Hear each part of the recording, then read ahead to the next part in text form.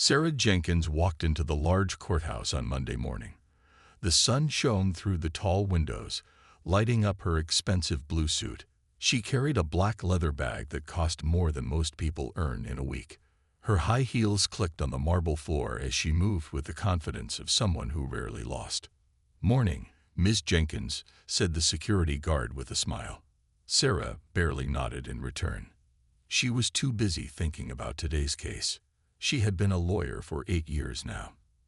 At 34, she had built a name for herself as someone who would do whatever it took to win. Her boss at the law firm loved her for it. Her clients paid top dollar for her services. Today, she was defending a police officer named James Bennett, who was accused of hiding evidence. This should be easy, she thought as she checked her watch. She had 20 minutes before the trial began. Sarah decided to get some coffee. In the courthouse cafe, she looked through her case notes one more time. Officer Bennett had been working on a drug case when some evidence went missing. Sarah's plan was simple: attack whoever was accusing her client. Make them look bad. Make the jury doubt them. Who's testifying against Bennett anyway? She wondered, flipping through her papers. All she knew was that someone from Internal Affairs would be there. Internal Affairs was the department that investigated police officers when they did something wrong. Probably some desk worker who's never been on the streets, she said to herself with a smile. Sarah had defended many police officers before. She knew how to make investigators look like they didn't understand real police work. At the same time, in another part of the building, Michael Rodriguez sat quietly reading a file. Unlike Sarah, his suit was plain and slightly worn at the cuffs. His tie was simple, and his shoes, while clean, were not expensive. Nothing about him stood out. Michael had worked for the police department for 15 years. 6 months ago, he had been named the head of Internal Affairs. But few people knew this. He liked to keep a low profile. It helped him do his job better. "Rodriguez, you ready for the Bennett case?" asked Captain Williams, walking into the room. Michael nodded. "Yes, sir. I've reviewed all the evidence myself. Officer Bennett definitely removed drugs from the evidence room. We have him on camera." "Good, but be careful with the defense lawyer. I hear Sarah Jenkins can be difficult." Michael smiled slightly. "I've heard the same. But facts are facts, Captain." Captain Williams laughed. "Still, she doesn't know who you are. Maybe we should tell her you're the—" "No," Michael interrupted politely. "Let's keep it simple. I'm just a witness today." Back in the courtroom, people began to fill the seats. Officer Bennett arrived, looking nervous despite his uniform and medals. Sarah greeted him with a handshake. "Don't worry," she told him confidently. "I've looked at their case. It's weak. Who do they have? Some nobody from Internal Affairs. I'll tear him apart." Officer Bennett didn't look convinced. "Ms. Jenkins, you should know that." "Trust me," she cut him off. "I know what I'm doing. I've won tougher cases than this." As the judge entered and everyone stood, Sarah noticed a plain-looking man in a gray suit taking a seat at the prosecution's table. He didn't look important or impressive. Sarah smiled to herself. This was going to be even easier than she thought. Little did she know that this nobody was about to change everything. The judge banged his gavel. "Court is now in session," he announced. "Case number 47,329, State versus Officer James Bennett." The prosecutor, a tall woman named Lisa Chung, stood up. "Your Honor, the state will prove that Officer Bennett removed drug evidence from the police storage room. We have video proof and a witness." Sarah Jenkins smiled. "One witness. This would be easy." "The defense is ready, Your Honor," she said, standing tall in her expensive suit. "My client is innocent. He was doing his job, nothing more." Officer Bennett shifted in his seat. He looked at Michael, then quickly looked away. "Call your first witness," the judge told Lisa. Lisa nodded. "The state calls Michael Rodriguez." The plain man in the gray suit stood up and walked to the witness stand. He moved quietly, without drawing attention to himself. After taking the oath, he sat down and waited. Lisa asked him simple questions first. Please state your name and job. Michael Rodriguez. I work for Internal Affairs. And what does Internal Affairs do, Mr. Rodriguez? We investigate possible wrongdoing by police officers, he explained in a calm voice. Sarah watched him closely, just as she thought. A paper pusher who had never been a real cop. Someone who judged officers without knowing what it was like on the streets. The jury wouldn't like him. Lisa continued, Mr. Rodriguez, were you investigating Officer Bennett? Yes. We received a tip that drugs were missing from evidence. And what did you find? Michael looked directly at Officer Bennett. We checked the security cameras. They showed Officer Bennett entering the evidence room at 11:42 p.m. on June 15th. He left with a small package. That package was never logged out properly. Officer Bennett looked down at the table. What was in the package? Lisa asked. Cocaine. About $50,000 worth. A murmur went through the courtroom. The judge called for order. When it was Sarah's turn, she stood up slowly. Her whole strategy was to make this witness look bad. She would show everyone that he was just a nobody who didn't understand real police work. Mr. Rodriguez, she began, her voice friendly but with an edge. How long have you been with Internal Affairs? 15 years, he answered. And before that, were you ever a street cop? Did you ever make arrests or face dangerous criminals? Michael adjusted his glasses. My work history is in the file, Ms. Jenkins. Sarah smiled at the jury. I'll take that as a no. So you've never been in Officer Bennett's position, have you? Never had to make quick decisions while your life was in danger? Objection. Lisa called out. Relevance? I'm establishing the witness's lack of field experience, Your Honor. Sarah replied smoothly. I'll allow it, but move along, Ms. Jenkins, the judge said. Sarah walked closer to Michael. Mr. Rodriguez, isn't it possible that Officer Bennett had a good reason to move that evidence? Something that wouldn't be obvious to someone who's never worked in the field. Michael remained calm. Evidence must be logged properly, regardless of the reason for moving it. Sarah laughed lightly. Rules and paperwork. That's all you care about, isn't it? Not the reality of police work. Objection. Lisa stood up again. Counsel is badgering the witness. Sustained, said the judge with a frown. Ms. Jenkins, stick to questions. Sarah nodded but wasn't worried. She was planting seeds of doubt. The jury would see Michael as just some office worker, a nobody who didn't understand real police work. No further questions for now, Your Honor, she said, returning to her seat. As she sat down, Officer Bennett leaned over. Ms. Jenkins, you really shouldn't. It's going well, she whispered. Trust me. Little did she know, Michael Rodriguez was writing something on a small notepad. Something that would soon change everything. The court took a short break. Sarah Jenkins stood in the hallway, checking her phone messages. She felt good about how things were going. The jury seemed to be on her side. Ms. Jenkins, a voice called from behind her. It was Officer Bennett, looking nervous. What is it? She asked, not looking up from her phone. About Mr. Rodriguez. There's something you should know. Sarah sighed. Look, I know what I'm doing. He's just a paper pusher. The jury can see that. But he's not just. Trust me, she cut him off. I've been doing this for years. That nobody can't hurt our case. Back in the courtroom, Lisa Chang was talking quietly with Michael. He handed her the note he had written. She read it and nodded. What's that about? Sarah wondered. It didn't matter. She had a plan for the afternoon session. When court resumed, Lisa called her next witness, a technician from the evidence room. He confirmed that the drugs were missing and that the logbook hadn't been signed. Then it was Sarah's turn again to question Michael Rodriguez. She walked up to him with a confident smile. Mr. Rodriguez, let's be clear about who you are, she began. You sit at a desk all day, correct? I have an office, he replied simply. And you've never arrested anyone, never chased a criminal down an alley, never had to make life or death decisions in a split second. Michael adjusted his tie. My job involves different responsibilities. Sarah turned to the jury. Different responsibilities.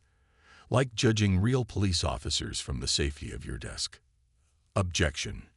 Lisa called. Counsel is making statements, not asking questions. Sustained, the judge said firmly. Ms. Jenkins, please ask proper questions. Sarah nodded and turned back to Michael. Let me ask you this, Mr. Rodriguez. What's your rank in the police department? That information is in my file, he answered calmly. Sarah laughed. You don't even have a rank, do you? You're just some clerk who thinks he can ruin a good officer's career. The courtroom went quiet. Even the judge looked surprised at her tone. Michael remained calm. Ms. Jenkins, Let me finish, Sarah interrupted. The jury needs to understand who you really are. A nobody trying to feel important by targeting a decorated officer like my client. Lisa stood up quickly. Your Honor, this is completely inappropriate. The judge frowned deeply. Ms. Jenkins approached the bench. Now. Sarah walked to the judge's bench, still confident. Ms. Jenkins, the judge said in a low, serious voice, do you know who Mr. Rodriguez is? Some internal affairs investigator, she replied with a shrug. The judge looked at her for a long moment. Ms. Jenkins, Mr. Rodriguez is the head of internal affairs. He runs the entire department. Sarah's face went pale. What? He's been in that position for 6 months, the judge continued. Before that, he was deputy director for 3 years. He personally signs off on all major investigations. Sarah turned slowly to look at Michael, who sat quietly at the witness stand. The man she had called a nobody was actually one of the most powerful people in the police department. I didn't know, she stammered. That much is obvious, the judge said. Now get back there and show some respect, or I'll hold you in contempt. Sarah walked back to her place, her legs feeling weak. Officer Bennett looked at her with wide eyes. This is what I was trying to tell you, he whispered. Sarah couldn't speak. Her whole strategy had just fallen apart. And worse, she had insulted someone who could make life very difficult for her and her client.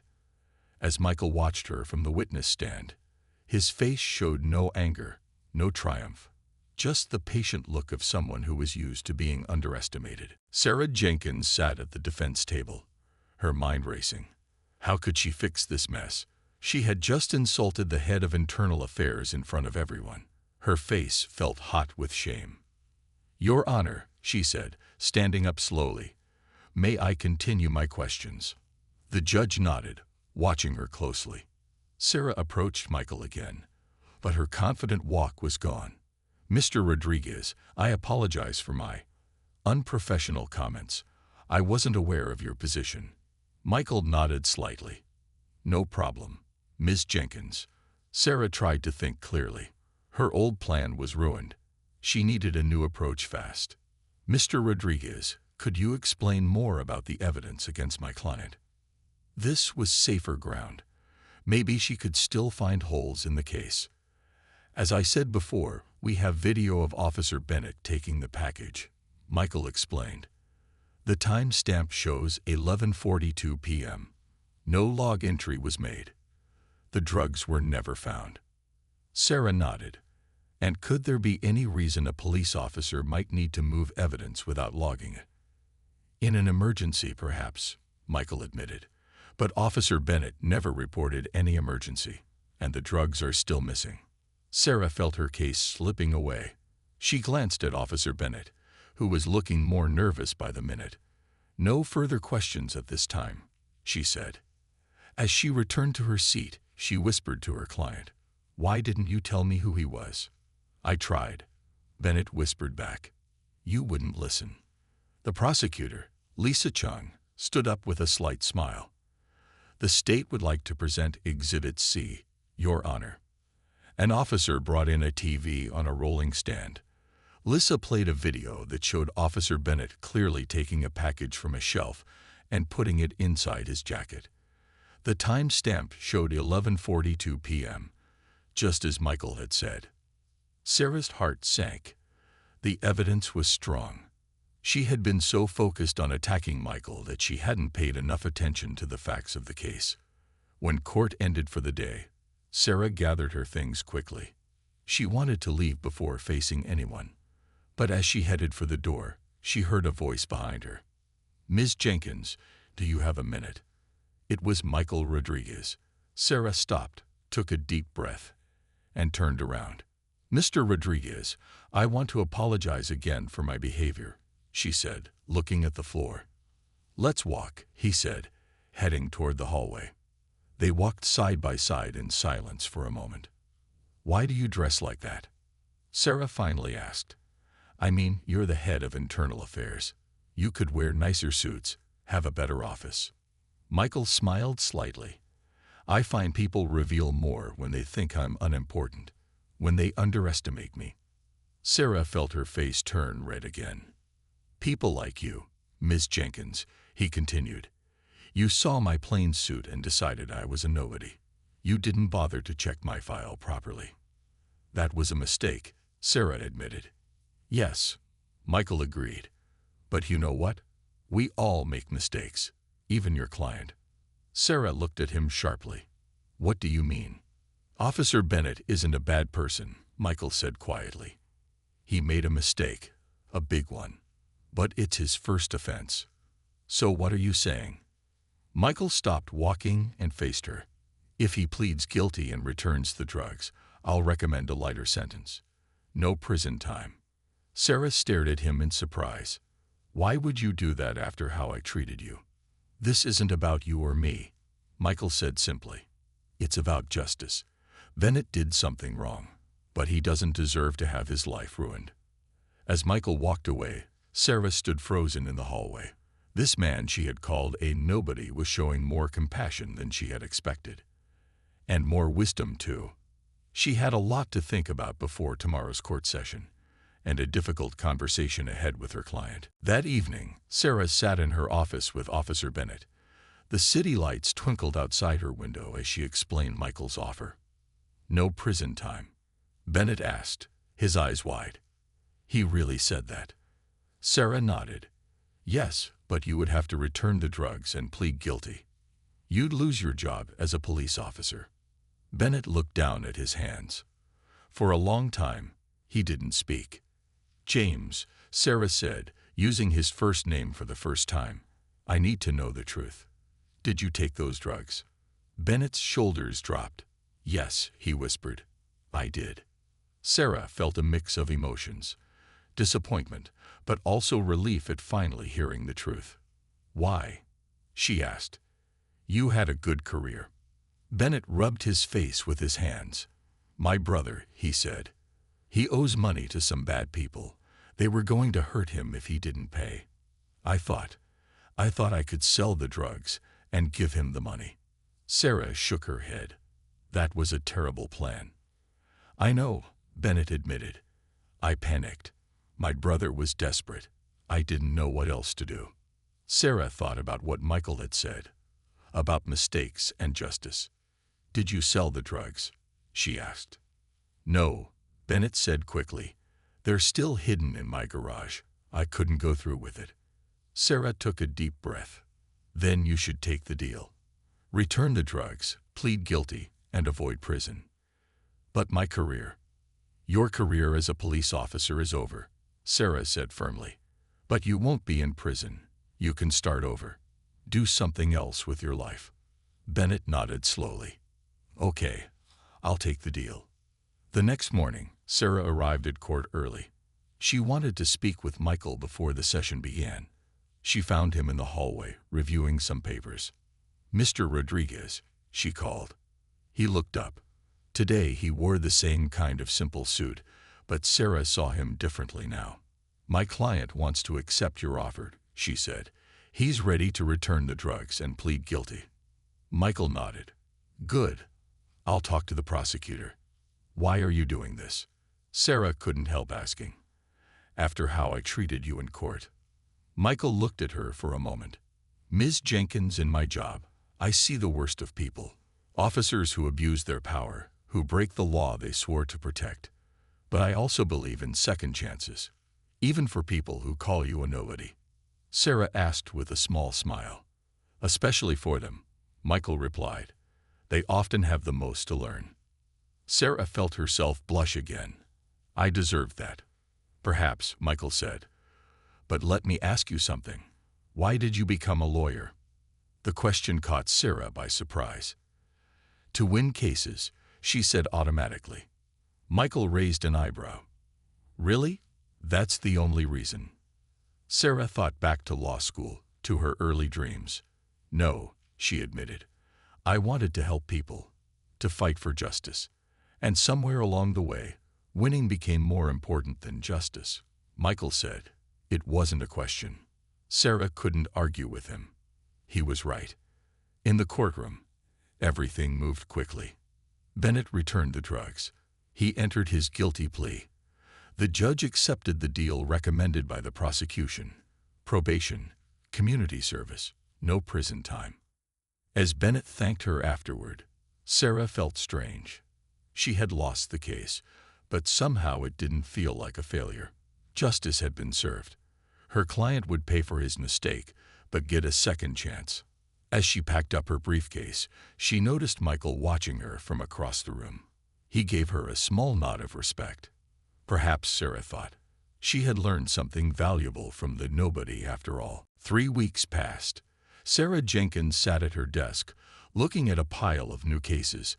None of them excited her. Since the Bennett case, something had changed. Winning didn't seem as important anymore. Her phone rang. It was her boss, Mr. Wilson. Sarah, come to my office, please, he said. Sarah walked down the hallway, wondering if she was in trouble. Mr. Wilson had not been happy about the Bennett case. He didn't care that justice had been served. He only cared that they had lost. Close the door, Mr. Wilson said when she entered. His face was serious. Is something wrong? Sarah asked. You tell me, he replied. Ever since the Bennett case, you've been different. You turned down the Carson case yesterday. That would have been a big win for us. Sarah nodded. The client was guilty. He wanted me to lie for him. Mr. Wilson frowned. Since when do you care about that? Your job is to win cases and make money for this firm. My job is to serve justice, Sarah said, surprising herself with how firmly she believed it now. Mr. Wilson laughed. Where did this come from? That internal affairs guy get to you?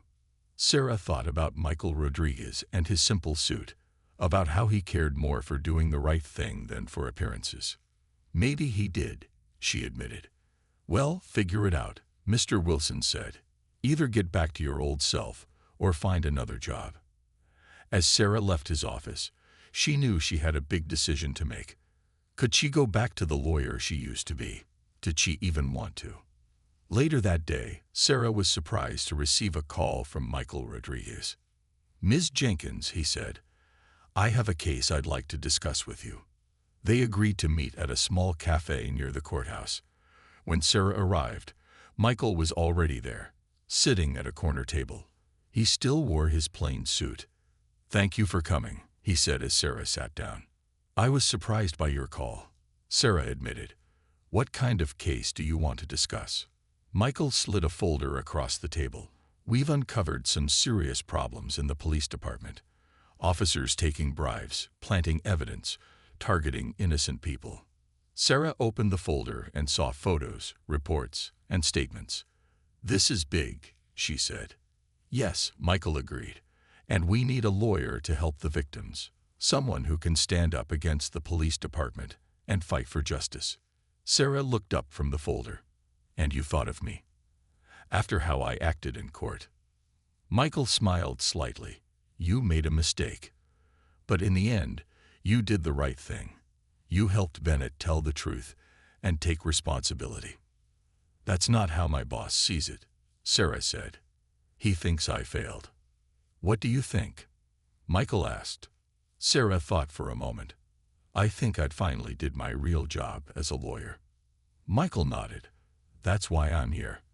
We need someone who cares about justice, not just winning. These victims deserve that. Sarah looked at the files again. Taking this case would mean going against powerful people. It would upset her boss even more. She might even lose her job at the firm. But for the first time in years, she felt excited about being a lawyer again. "I'll do it," she said. Michael smiled. "I was hoping you would say that." As they discussed the details, Sarah realized how wrong she had been about this man. She had judged him by his appearance, by his plain suit and quiet manner. She had called him a nobody. But Michael Rodriguez was exactly the kind of person the world needed more of. Someone who cared more about doing what was right than looking important or powerful. And maybe, Sarah thought, she could become that kind of person too. 2 months later, Sarah stood in a different courtroom. This time, she wasn't defending a police officer. She was fighting against the police department itself. "Your Honor," she said, "my clients are ordinary people who were wrongly accused. The evidence shows that officers planted drugs in their homes and cars." Across the room sat 5 lawyers from the city. They represented the police department and the accused officers. They looked confident in their expensive suits. Sarah glanced at her own clothes.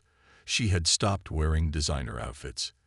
Today she wore a simple blue suit, professional but not flashy. It felt right. "The city denies all charges," said the lead lawyer for the police. "These accusations are ridiculous." The judge looked at both sides. "This is a serious case. I'll need to see all the evidence." After court, Sarah met with her clients: a teacher, a nurse, a college student, and 2 factory workers. They had all been arrested for drugs they never had. "You did great today," said Maria, the teacher. "No other lawyer would take our case." "Those police officers thought we were nobodies," said Jamal, the college student. "They didn't think anyone would believe us." Sarah smiled at his choice of words. Being underestimated can be an advantage sometimes. Later that evening, Sarah met Michael at his office to discuss the case. His office was simple and practical, just like him. The city offered a settlement. Sarah told him, "They'll pay each person $50,000 if they drop the case." Michael frowned. "That's not enough, and it doesn't fix the real problem." "I agree," Sarah said. "And so do my clients. They want justice, not just money." Michael nodded, looking pleased. "How are things at your firm?" Sarah laughed. "I don't work there anymore. Mr. Wilson didn't like me taking this case. He said I had to choose between the firm and this justice nonsense, as he called it." "I'm sorry," Michael said. Sarah shook her head. "Don't be. I've started my own small practice. I don't make as much money, but I sleep better at night." As they went over the evidence, Sarah noticed how easily they worked together now. From enemies in the courtroom to partners seeking justice, it was a strange turn of events. "Did you ever think we'd end up working together?" she asked. Michael smiled. "I had a feeling about you, even when you were calling me a nobody." Sarah blushed. "I still feel terrible about that." "Don't," Michael said. "It was a good lesson for both of us. You learned not to judge people by their appearance, and I learned that sometimes people can change." "Speaking of change," Sarah said, "I heard Officer Bennett is doing well." Michael nodded. "He's working as a counselor for troubled teens now. He's using his experience to help others make better choices." They worked late into the night. Around midnight, they ordered food and took a break. "Why did you really ask me to take this case?" Sarah asked. "There are other lawyers who fight for justice, lawyers who didn't insult you in court." Michael was quiet for a moment. "Because you understand both sides now. You know how the system works, but you also care about doing what's right. That's rare." Sarah felt proud of his words. 6 months ago, all she cared about was winning cases and making money. Now she was fighting for people who really needed help. As she gathered her things to leave, Sarah looked at Michael. "Thank you," she said. "For what?" "For showing me what really matters," she replied. Sometimes we need a nobody to remind us of who we should be. Michael smiled. We're all somebody to someone, Sarah. Never forget that. 1 year later, Sarah sat in the courthouse waiting for the jury's decision. The case against the corrupt police officers had been long and difficult. The city had fought hard, using every trick to protect their officers. Sarah had worked countless hours gathering evidence, interviewing witnesses, and preparing her clients. Michael had helped every step of the way, providing files and recordings that proved the officers' guilt. Now everything depended on the jury.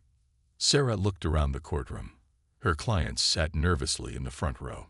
Behind them were reporters from local newspapers and TV stations. This case had become big news in the city. On the other side sat the accused officers with their lawyers. They still looked confident, but Sarah could see worry in their eyes. They had not expected the case to get this far. The door opened, and the jury returned. The courtroom went silent. Has the jury reached a verdict? The judge asked. We have, Your Honor, said the jury foreman, standing up. Sarah held her breath. This moment would change lives forever. On the charges of planting evidence, we find the defendants guilty. A wave of sound swept through the courtroom. Her clients hugged each other, some crying with relief. The officers looked shocked. Outside the courthouse, reporters surrounded Sarah. Ms. Jenkins, how does it feel to win such an important case? One asked. This wasn't about winning, Sarah replied. It was about justice. My clients can finally move on with their lives knowing the truth came out. What's next for you? Another reporter asked. Sarah smiled. There are more people who need help. More cases where the truth needs to come out. Later that evening, Sarah met Michael for dinner to celebrate. They chose a small restaurant away from the crowds. Congratulations, Michael said, raising his glass. You did something important today. We did, Sarah corrected him. I couldn't have done it without your help. Michael shook his head. You did the hard part, standing up in court arguing the case, convincing the jury. That was all you. Sarah looked at Michael with new eyes. Over the past year, they had become close friends. They had spent hundreds of hours working together, talking, sharing ideas. She had come to respect his quiet strength, his deep commitment to doing what was right. I have a surprise, Michael said, breaking into her thoughts. He handed her an envelope. Sarah opened it and found a letter. As she read it, her eyes widened. They're offering me a job, she asked in disbelief. The Justice Department wants me to join their Civil Rights Division. Michael nodded.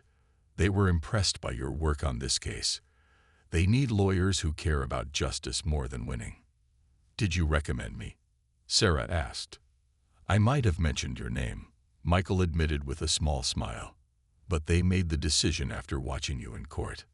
Sarah felt overwhelmed. A year ago, she had been a different person, caring only about money and status, judging people by their clothes and positions. Now she was being offered a chance to fight for justice at the highest level. What do you think I should do? She asked Michael. What does your heart tell you? He replied. Sarah thought about it. That this is the right path. That this is who I'm meant to be. Then you have your answer, Michael said. As they continued their dinner, Sarah thought back to that day in court when she had called Michael a nobody. She had been so wrong. This quiet, unassuming man had changed her life completely. Thank you, she said suddenly. For what? Michael asked. For being exactly who you are, Sarah replied, and for helping me become who I was meant to be. 5 years later, Sarah Jenkins stood in her office at the Justice Department. The walls were lined with photos of people she had helped and news articles about cases she had won. Not for money or fame, but for justice. She looked out the window at the city below. So much had changed since that day in court when she had called Michael Rodriguez a nobody. Her phone rang. It was her assistant. Ms. Jenkins, the new Internal Affairs Director, is here to see you. Sarah smiled. Send him in, please. The door opened, and Michael walked in. He wore a slightly better suit now, but still nothing fancy. Some things never change. Director Rodriguez, Sarah said with a playful smile. Congratulations on your promotion. Michael smiled back. Assistant Attorney General Jenkins, congratulations on yours. They both laughed. Their paths had risen together over the years, but their friendship remained the same. How does it feel to be the boss of the whole department now? Sarah asked. Strange, Michael admitted. I still feel like the same person I was when I started. That's why you're perfect for the job, Sarah said. You never forgot who you really are. They sat down to discuss their latest case. They still work together often, combining the power of internal affairs and the Justice Department to fight corruption and protect innocent people. Did you ever imagine we'd end up here? Sarah asked. When we first met in that courtroom. Michael shook his head. You were so awful, Sarah suggested with a laugh. I was going to say focused on the wrong things, Michael replied kindly. Sarah nodded.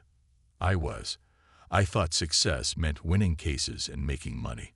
I thought important people wore expensive clothes and had fancy titles. And now? Michael asked. Now I know that real success is doing what's right. And truly important people don't need to show off. Michael smiled, pleased with her answer. They spent the afternoon working on their case. Around 6 o'clock, they decided to take a break for dinner. As they walked to a nearby restaurant, they passed the old courthouse where they had first met. Sarah stopped to look at it. Remember Officer Bennett? She asked. Michael nodded. I saw him last month. He's running a program for troubled youth now. He's helping kids stay out of trouble. All because you gave him a second chance, Sarah said. Everyone deserves a second chance, Michael replied. Even lawyers who call people nobodies. They both laughed at the memory that now seems so distant. At the restaurant, they were recognized immediately. The hostess led them to a quiet table in the back. Over the years, they had become well known in the city for their work fighting corruption. I have a question I've been meaning to ask you, Sarah said as they ate. That day in court, when I was being so horrible to you, why didn't you just tell me who you were? You could have shut me down immediately. Michael thought for a moment. Because titles don't matter. What matters is how we treat people, especially when we think they can't help or hurt us. Sarah nodded, understanding. The true test of character. Exactly, Michael said. And despite your rough start, you passed that test in the end. As they finished dinner, Sarah felt a deep sense of gratitude.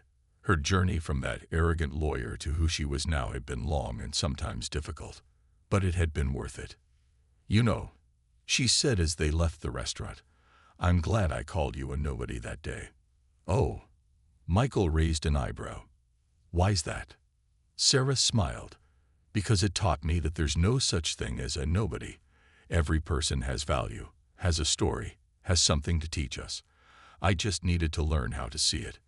Michael nodded, his eyes warm with friendship, the most important lesson of all.